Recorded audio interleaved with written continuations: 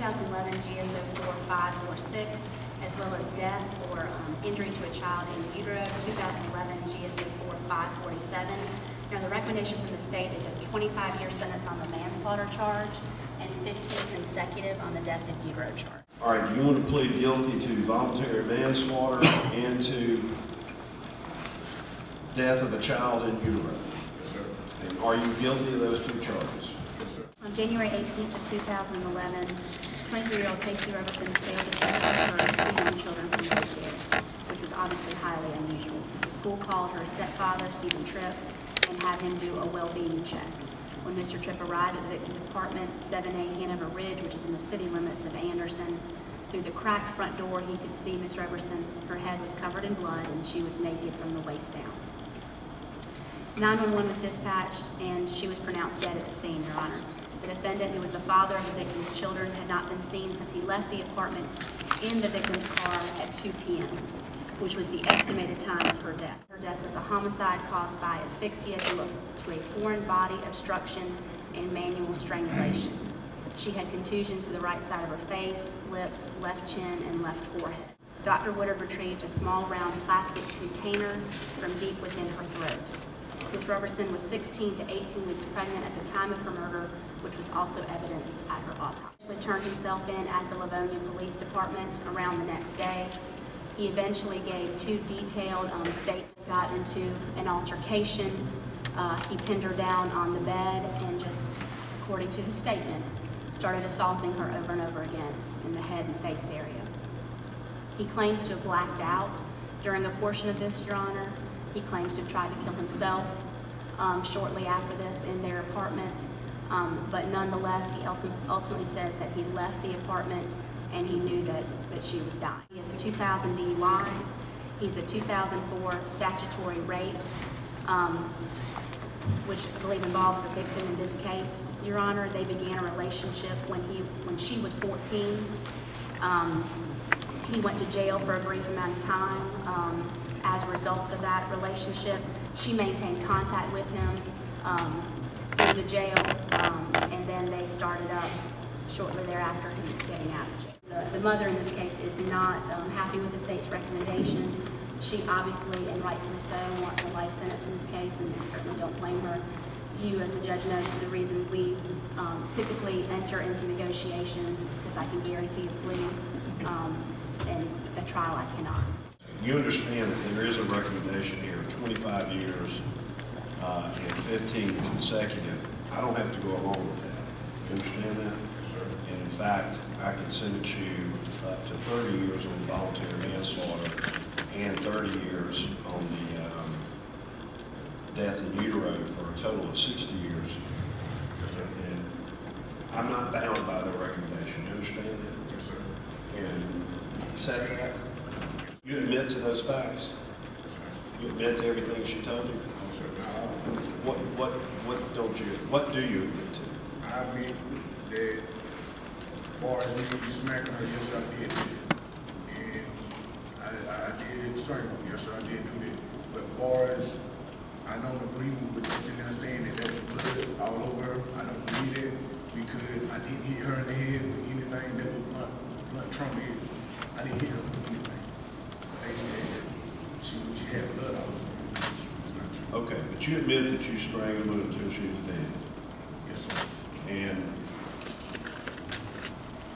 the solicitor just told me that there was a plastic, what? We think it might have been like a makeup bottle or something. Makeup bottle. Did you put that? No, sir. That I did not do. I wouldn't have no reason to lie. I confessed to everything. So I want to sit here and tell the truth about everything. I said I ain't told them everything. That I did not know nothing about. You didn't put anything down her No, throat? sir. Your Honor, just like I add that his confession is about 4 or 5, 6 pages long. He gave a lengthy confession. And he does leave that out in his confession, Your Honor, but he also claims to have blacked out during a portion of this assault. Is that true? Yes, sir. But Mr. Rucker is 29 years old. He has a 10th grade education. He is single. He does have one child. And Your Honor, as he said, he's been incarcerated for about 2 years. But prior to his incarceration, he was gainfully employed. Your Honor, And he was evaluated during the pendency of this case and during his custody by the state. And there was, I should mention, there's some mention made in those records and that evaluation of adjustment disorder, as well as some manic depression from some years ago. He grew up in the North Georgia area, and he grew up in a very abusive home environment. A lot of neglect. There was drug abuse by the natural mother. It led to him being moved around in numerous foster homes in North Georgia. He had adjustment problems in school. It was a pretty consistent problem he had. This conviction in the state of Georgia, it was the same young lady, and it was a consensual relationship. She just wasn't of the age of consent. There's about 5 years difference in their age. They made contact while he was incarcerated. He originally got a probationary sentence on that. Then he was revoked a couple of times after the original sentence. And they maintained contact throughout a 5 or 6 year period. In fact, she contacted him after he was released in August of 2010, which was about 6 months prior to this occurring. And they resumed their relationship. So I did want to point out that that was the same young lady involved in that case. And Your Honor, he loved her immensely. I mean, they were living together. And as far as his cooperation, Your Honor, he turned himself in a matter of hours, within a matter of hours that it occurred. He went to North Georgia, that's where his family is, and he turned himself in the following day and again gave that confession. He fully cooperated with the law enforcement. Again, he's been in custody for almost 2 years. And Your Honor, we would just ask for concurrence, with respect to the request to concur the sentence. That's a long time. I know that my apologies might fall on their period, but I'm truly sorry. And I didn't mean for what happened to happen. You know, I really love Casey with all my heart. And my family or anybody around me seeing us together to sit there and verify it. You know, I understand when I got 2003, you know, she was young. And it really wasn't about her age, it was about how she made me feel. And I was deeply in love with Casey. Every day, I think about it. I have to sit there and go to sleep. And I have to sit there and these thoughts in my head. And, you know, there's plenty of times that I wish I was dead. Because what I did, I can't take back what I did. The only thing I can sit there and do is ask them for forgiveness. That's all I can do. And I'm truly sorry. I wish I could take it back. Every day I wish I could. But I can't. I felt something wasn't right. And I asked her, I was like, you know, talk to me. Let me know what's going on. You know what I mean? Do you want me here? Do you want to be with me? And that's when she sat there and told me. She was like, no, I don't want to be with you. I don't love you, and the baby's not yours. And it's like, her words, they hurt me. I've never had somebody sit there and say those type of things to me. And my feelings just, I just reacted. I'm Casey Roberts' mother. Your Honor, I have prayed and thought about what I should say when this day finally came. I even debated if I should say anything at all. And I know if the roles were reversed, that Casey would say something for me. When I was told that I would have this opportunity to speak to you, I wasn't sure of everything we'd hear before my time came to speak. I have to say, this is the hardest thing I've ever written in my life. I've come to know that in matters involving two people, that there are at least 3 sides to every situation. Side 1, side 2, and then the truth. We will never know Casey's side of this. We will never know her thoughts, feelings, and fears. The closest we'll get to that is what the facts and evidence can prove. Casey is my middle child. She worked hard and did her best to take care of her kids. At the time of her death, they were 3 and 4 years old. She had talked to me and wanted to go back to school and become a nurse. She wanted more than just a 40-hour-a-week job in a plant somewhere. She wanted a career to support her children. I made her a promise a long time ago. I told her that when nobody else would be there, I would be. I'll always feel that I broke that promise. I was sleeping as she was dying, and I didn't help her. Since that day, I had become a single parent with 3 children. My oldest daughter's 15, and her kids are now 5 and 6. Our world will never flip back to right. This never ends for us. For 22 years, I was mom and dad to Casey. She was the one child I shared with no one. She even told me Happy Father's Day. It's the one holiday that hurts the most. She's not here to say that anymore.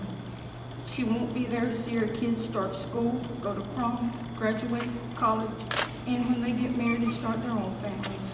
These two little children should have their mother beside them through everything they do. Even with all the love, affection, and support I give them, it won't be the same as their mother's love. Both of her children have asked in the past month why their mommy had to die. That's one question I can't give an honest answer to. My daughter wasn't sick. We didn't spend weeks and months with doctors and hospice. She wasn't in a car accident. With both of those situations, the loss and pain would still be just as great. Yet I think the mind could process those. But this just has nowhere to go. The mind can't store it, and it tears you into more pieces than you can number. The coroner told me the baby she carried was a little girl. We named her Angel Magnolia. She deserved to be called more than just an unborn baby. Even though we didn't get to meet her, hold her, she was real. The only sound she ever made in this world was a heartbeat. Before Christmas that year, they were fussing, and Casey ended up in the emergency room concerned about the baby. I sat with her for hours. Her nurse couldn't find the baby's heartbeat and went and got another one. This nurse soon found a baby Angel's heartbeat, and for those brief moments in an ER, I heard my granddaughter's heart beating. She was wrapped in a pink and white polka dot blanket and placed in her mother's arms for burial. What you've admitted doing is going into an apartment while a 4-year-old and 2-year-old were at school. And I guess you said you actually took the blanket back to the school, right? Y'all took the blanket back and then came home and got in an argument.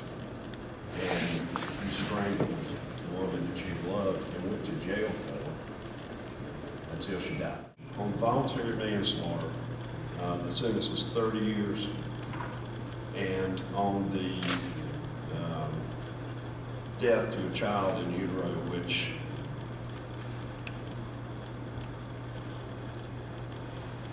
is amazingly sad, is 17 years. Those are to run consecutive. The fact that this judge did listen and did not go on the recommendations given, he did add more time, which I'm told 9 out of 10 times he takes what he's given, and we were the one time he listened. So I am proud of that fact. Mainly, like I told yesterday, I just focused on the kids and pushed all this bad back till this day came. And basically prayer and friends and other just family has helped get us here, because without them I couldn't stand here. I don't like what he was offered, I really don't. But I have to find a place here to move forward and not stay upset, because like I said, her kids and my daughter don't deserve me to be that way. So I have to find a way to move past it.